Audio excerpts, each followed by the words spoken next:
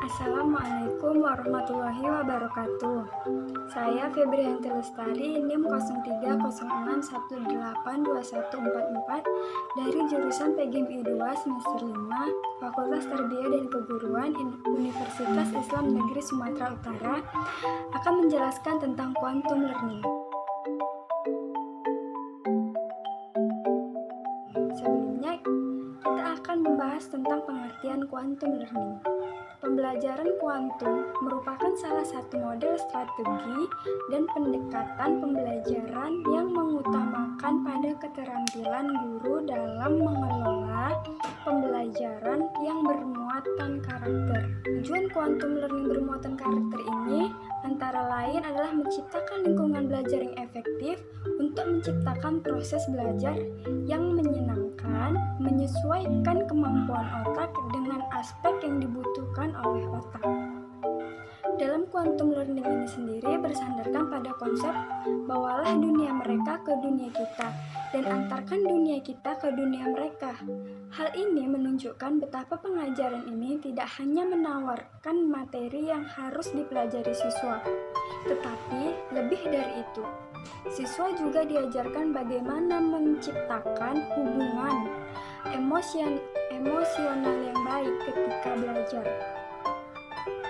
Persamaan pembelajaran ini diibaratkan mengikuti konsep fisika kuantum, yaitu E sama dengan mc kuadrat, di mana E adalah energi yaitu antusiasme, efektivitas, belajar mengajar, dan semangat, di mana M adalah seluruh individu yang terlibat, situasi, materi, dan fisik. Sedangkan C interaksi yaitu hubungan yang tercipta di kelas. Berdasarkan persamaan ini, dapat kita pahami interaksi serta proses pembelajaran yang tercipta akan berpengaruh sangat besar terhadap efektivitas dan antusiasme serta karakter belajar para peserta didik. Nah, 8 kunci keunggulan kuantum ini adalah yang pertama, terapkanlah hidup dalam integritas dalam pembelajaran, bersikaplah apa adanya, tulus, dan menyeluruh yang lahir ketika nilai-nilai dan perilaku kita menyatu. Nah, selanjutnya, akuilah kegagalan dapat membawa kesuksesan. Dalam pembelajaran, kita harus mengerti dan mengakui bahwa kesalahan atau kegagalan dapat memberikan informasi. Yang ketiga, berbicaralah dengan niat baik. Dalam pembelajaran, perlu dikembangkan keterampilan berbicara dalam arti positif dan bertanggung jawab atas komunikasi yang jujur dan langsung. Nah, selanjutnya, tegaskanlah komitmen. Dalam pembelajaran, baik pengajar maupun pembelajar harus mengikuti visi misi tanpa ragu-ragu, tetap pada rel yang telah ditetapkan. Nah, yang kelima, jadilah pemilik. Dalam pembelajaran harus ada tanggung jawab. Tanpa tanggung jawab tidak akan terjadi pembelajaran yang bermakna dan bermutu. Selanjutnya, tetaplah lentur. Dalam pembelajaran, pertahankan kemampuan untuk mengubah yang sedang dilakukan untuk memperoleh hasil yang diinginkan. Dan yang terakhir, pertahankan keseimbangan dalam pembelajaran. Pertahankan jiwa, tubuh, emosi, dan semangat dalam satu kesatuan dan kesejajaran agar proses dan hasil pembelajaran yang efektif dan optimal. Nah, pertama-tama kita akan mengetahui apa sih pengertian pembelajaran aktif atau active learning.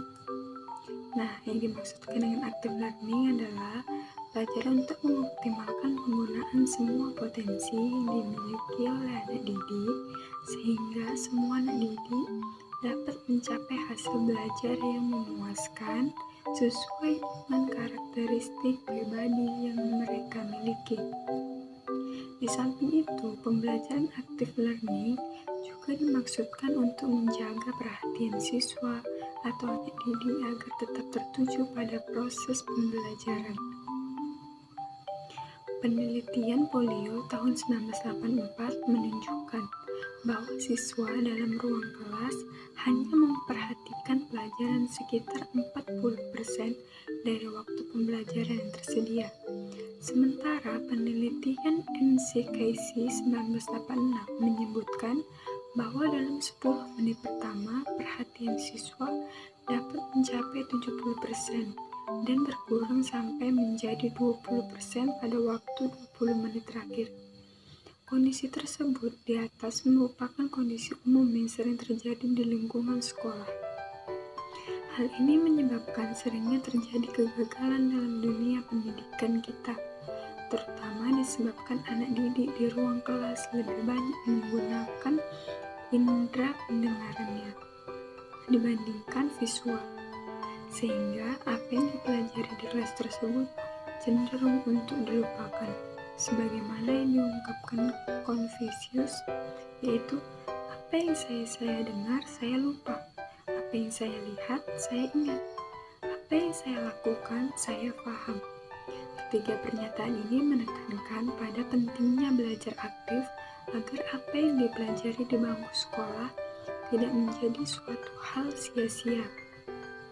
Ungkapan di atas sekaligus menjawab permasalahan yang sering dihadapi dalam proses pembelajaran, yaitu tidak tuntasnya penguasaan anak didik terhadap materi pembelajaran. Active learning atau belajar aktif pada dasarnya berusaha untuk memperkuat dan memperlancar stimulus dan respons anak didik dalam pembelajaran, sehingga proses pembelajaran menjadi hal yang menyenangkan, tidak menjadi hal yang membosankan.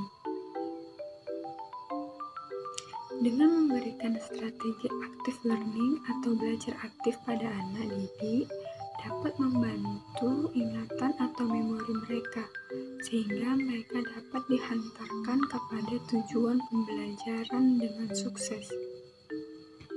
Hal ini kurang diperhatikan pada pembelajaran konvensional. Dalam metode active learning atau belajar aktif, setiap materi pelajaran yang harus dikaitkan dengan berbagai pengetahuan dan pengalaman yang ada sebelumnya. Materi pelajaran yang baru disediakan secara aktif dengan pengetahuan yang sudah ada.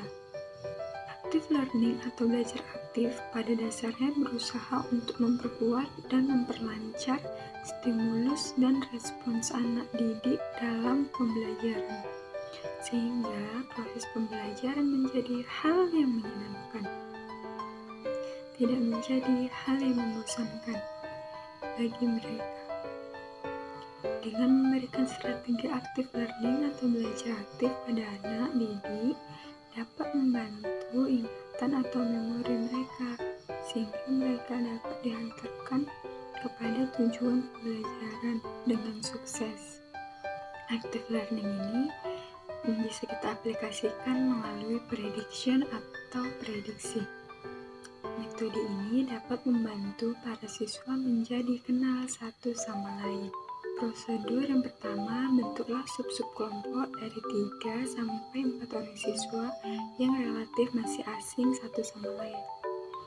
Beritahukan pada peserta didik bahwa pekerjaan mereka adalah meramalkan bagaimana masing-masing orang dalam kelompoknya akan menjawab pertanyaan tertentu yang telah dipersiapkan untuk mereka, seperti kamu menyukai musik apa? Apa di antara kegiatan waktu yang luang favorit kamu? Berapa jam kamu bisa tidur malam? Berapa saudara kandung yang kamu miliki dan kamu berada pada urutan berapa? Di mana kamu dibesarkan? Seperti apa kamu ketika masih kecil? Apakah orang tuamu bersikap toleran? Pekerjaan apa yang telah kamu miliki? Dan lain-lain. Mintalah tiap-tiap kelompok memilih satu orang sebagai subjek pertamanya. Dorong anggota kelompok sespesifik mungkin dalam prediksi mereka mengenai orang itu. beritahukan mereka agar tidak takut tentang tebak-tebakan dan berani. Mintalah masing-masing anggota kelompok bergiliran sebagai orang fokus atau utama. Nah, setelah itu kita akan menyimpulkan dan kita lebih mengenal satu sama lain. Baiklah, mungkin ini saja yang dapat saya sampaikan. Lebih dan kurang saya mohon maaf. Wabillahi taufiq wal hidayah. Wassalamualaikum warahmatullahi wabarakatuh.